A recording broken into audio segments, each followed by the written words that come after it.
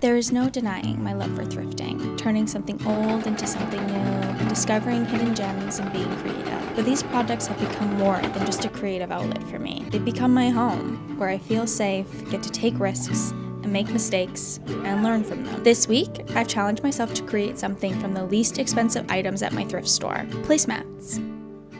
I am so excited to show you what is in here. I spent some time at the thrift store and I just was like looking for inspiration. I've not been uninspired, but like I've just been wanting to try something new. So enter into the chat the cheapest items at my thrift store by a long shot. These placemats. 1, 2, 3, 4, 5, 6 sets for $12. I think these would make really cute and unique tote bags. Look how cute that would be as a little bag like this.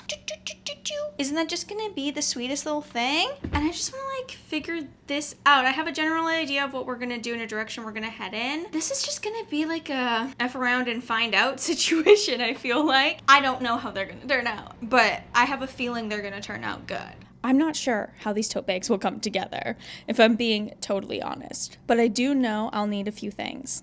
I've pulled some thrifted satin from my stash to make the straps and some fusible interfacing to make those straps really sturdy.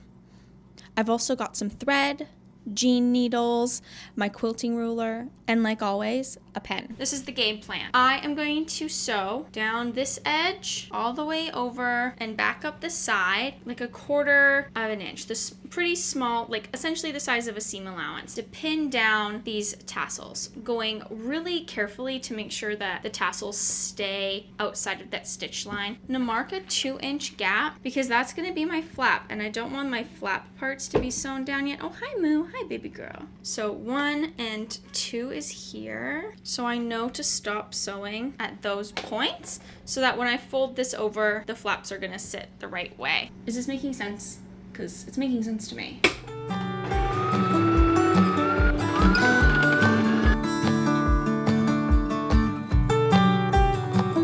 Oh, it's working. Whew. Okay, that's a win. Our first win. You are like gold dust over me. Just like an angel, don't need an answer, just some kind of reply. These edges are gonna become my new seams for when I'm sewing the two pieces together. So these edges that like I've got them made like inside out edges so that when I sew the two pieces together, the fringe will be on the outside and they will be joined here and it will be like double the strength. Hopefully that makes sense, and then leaving this 2-inch gap on the top. Okay, this is making more sense to me. It's coming together. Oh my goodness, this is coming together. I'm actually impressed. I don't always, my ideas don't always work out. So when they do, when my crazy idea works out, I get a little excited. Let's do this exact same thing to the second one and we can start attaching. Going into a project semi-blind doesn't sound ideal to me. Not having clear goals or expectation was something that would cause real deep-rooted anxiety in me. I've always lived by not having a plan as planning to fail, and priding myself on being able to predict and plan for anything and anything that could go wrong along the way. This sense of control crept into every aspect of my life, until I started doing these projects and was confronted with this crazy concept of letting go and allowing myself to just be creative and let it flow through me. It's all sewn and I kind of am at like square one now. Like I've gotten it to where I like really have like fronts and backs. I'm going to sew together along that like edge we made on the bottom and then on the sides, making sure everything lines up and that all the tassels are tucked away and neatly inside like the little fold out we're gonna make. So the inside seams will all match and everything will be sturdy. I'm also at this point going to fold down the flaps. This is where the denim needle is really going to shine because these pieces are gonna be put together now. Oh my goodness, this is really gonna test. Oh, I'm panicking a little bit, guys. There's like mild panic happening. Oh, I don't know what's happening, but I think it's working. Oh, Oh, ooh, that didn't sound good. Oh God, that doesn't sound good. Okay. Oh. Yeah, it's not good. It's not good. It's not working. It's not working. Oh, yeah. No, that's why it doesn't sound right. Look at this. Oh no. This is okay. Let's just try again. Okay. Yep. Okay. Okay. Okay. I think it's working. I'm gonna keep going because I think it's working. Even on this small scale, this act of letting go and allowing myself to be creative has allowed me to see the beauty in my mistakes, to see the beauty in my failure, allowed me to really enjoy my successes.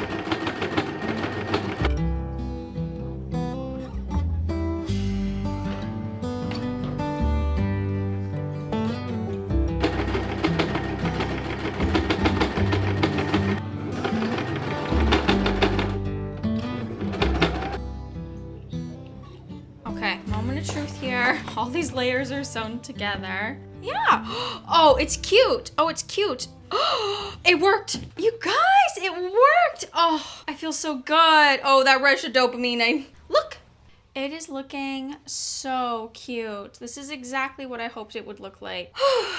Okay, big deep breath out. That makes me so happy. Okay, this is in a really good place. I think we can start working on a strap situation.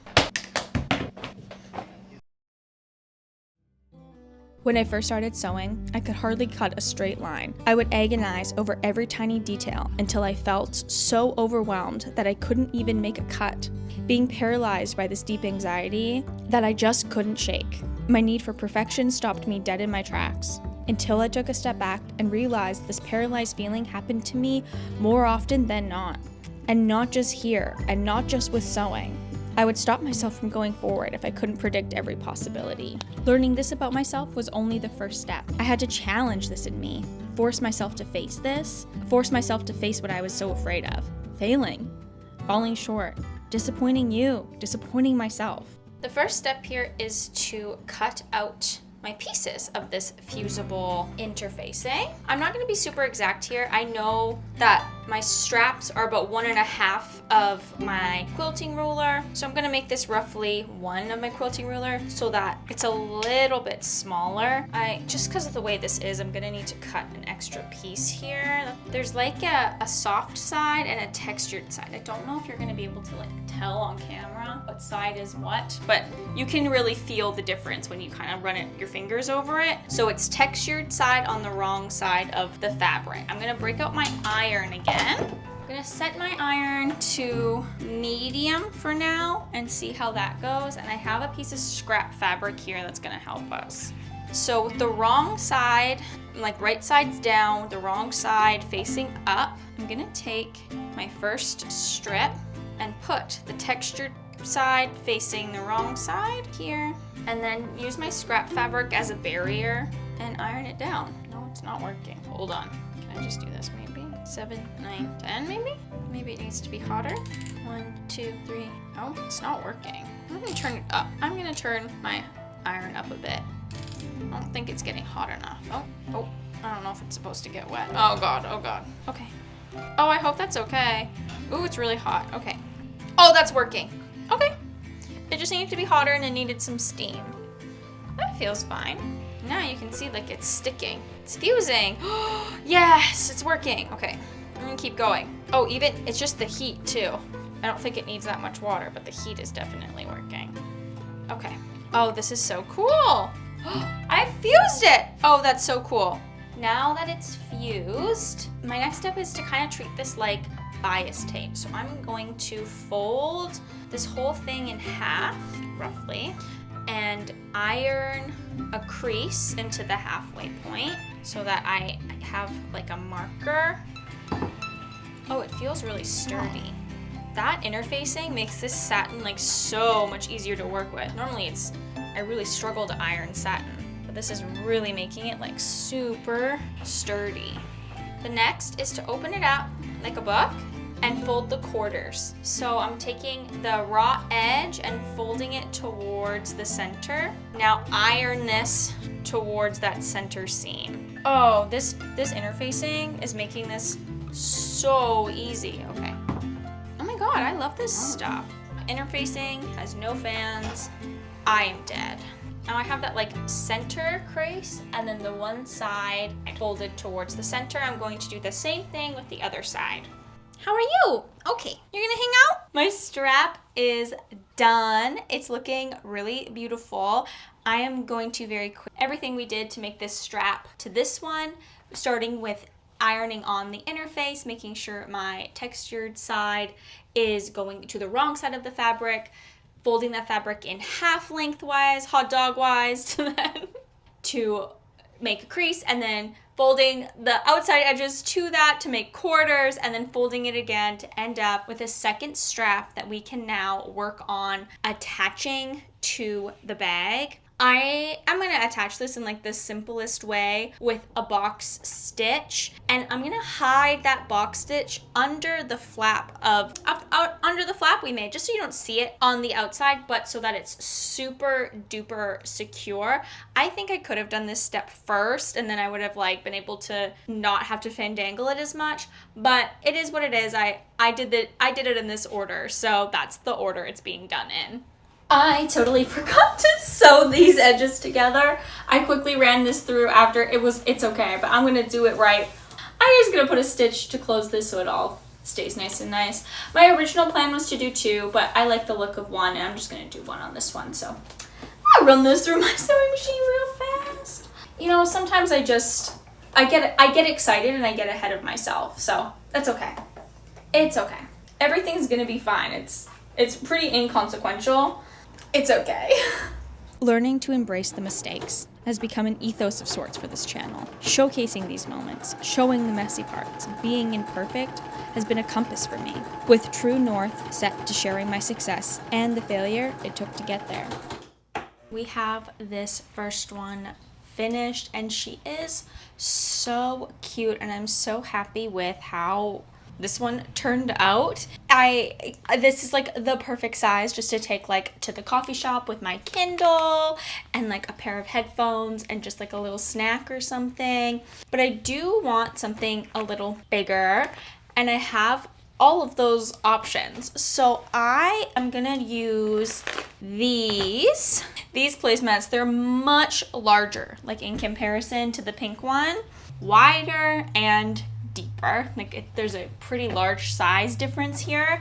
I would love something that I could use at the farmer's market, or if we're gonna run to a shop or something that I can put more things in, or if I want to pack for like an afternoon at the beach. So I'm gonna use these placemats. There's no tassels on this one, but it does have this edge that is like pre-seamed, and I'm gonna pretty much follow the exact same method I did for the other bag, but just using these seams. I don't have to do like those first steps to make sure the tassels are on the outside or anything like that. I love finding new ways to use secondhand materials in unexpected ways, or even reimagining expected ways for things to turn out. There is something so satisfying to me about taking something and turning it into something else, or giving it new life, giving it a second chance. That's my favorite part of these projects, and this project in particular is I have no use for these placemats in the current condition that they are, but with a little imagination and a little bit of love, they can become something I can use every day. All right, let's flip it. I'm really excited for this one. This has been really relaxing, and I'm feeling all of like my anxiety and my worries and things into projects. It really helps just to do some. Wow. Okay. Oh, this one is so cute. Okay, yeah, this is like the perfect beach day farmer's market bag. Feet up on the dash and the calling open road. Road trip classics on the radio. Oh, I'm so pleased. These are so sweet, and what a great way to reuse materials and to reimagine something. A great like little afternoon project. I also think something like this would make like a great gift if you were making a birthday gift or a housewarming gift with like maybe a bottle of wine and a baguette and a bag of salt or something. Oh, that would be so sweet. I feel so good. I love making pretty things. Okay, thank you guys so much for hanging out with me this week. You know I love to have you. Thank you so much for hanging out with me this week, guys. You know I am so grateful for every single one of you. Everyone who votes in a poll, everyone who interacts with me over on Instagram or on TikTok. I really hope that you guys know how much I appreciate you and how grateful I am for every single one of you. And it was just so nice to hang out with you guys and do a project that really just like helped me focus my energy. And I hope that you guys are all doing okay. If you liked this video, please give it a like. If you liked me, please consider subscribing. I love having you here. I'm here every Sunday, so I'll see you next week. Bye. In omitting of cat time, let me enter this clip of me talking to Trixie in the middle of this project. She was being too sweet, so I'll put the little blooper in here for you. She's not the smartest cookie, so she starts to play and then I think she forgets. Do you forget? She didn't get any mommy's milk. You're definitely a formula baby, but your sister was a formula baby too, and she's the smartest thing I've ever met in my life, so. I think you were so beautiful you couldn't be smart. The world would have just shattered if you were this beautiful and that smart.